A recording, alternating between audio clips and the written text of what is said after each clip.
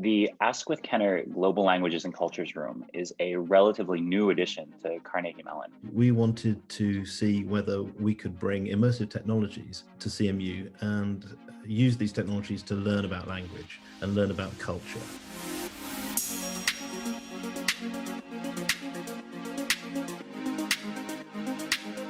When the coronavirus pandemic broke out, a lot of classes transitioned to remote education. You might think that with something as technologically sophisticated as VR, that was complicated, but most of your tools are actually really accessible now.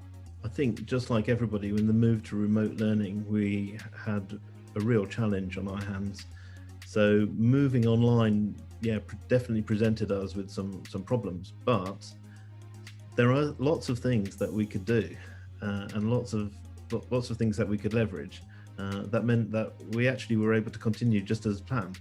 VR, virtual reality, has become a lot more accessible as a technology in the last few years. What are your thoughts on virtual reality as a storytelling tool? Where we're really interested in working is trying to find ways, not just to talk about the technology itself. What we're interested in doing is using it in a way that students can tell stories about who they are, their cultural heritage and their background, stories about language use. For instance, a lot of my students are bilingual or multilingual users. And so we're using it as a sort of way to hold all of those ideas together. Some stories can just be enhanced by technology. In that case, technology is just a medium for it. This technology allows you to tell the story. It's like enabling it rather than just a medium, because otherwise it wouldn't be possible to do it and make it so immersive and so detailed. Professor Casper really opened my eyes to the potential of it being used as a storytelling medium, especially in documentaries. Because it really feels like you're on the ground with these people. It makes you kind of feel like you want to solve whatever problems people are going through. It makes you feel empathy for whatever subject matter is being shown to you. So do you think VR has potential as a remote learning tool? Yeah, I really do. There were lots of things that the students reflected on. They liked this idea of being present with other people, even if it was within a virtual space. So what were some of the things that you really liked about being in a VR class space? So for classes that are discussion-based, I think it's better in VR since you can kind of see people's gestures. Like you can see their face, and then you can also see their mouth moving when they talk. You can see where their hands are.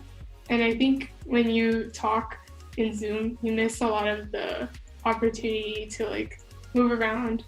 And I hope that more classes that are discussion-based could maybe find a way to integrate VR or a more immersive teaching method.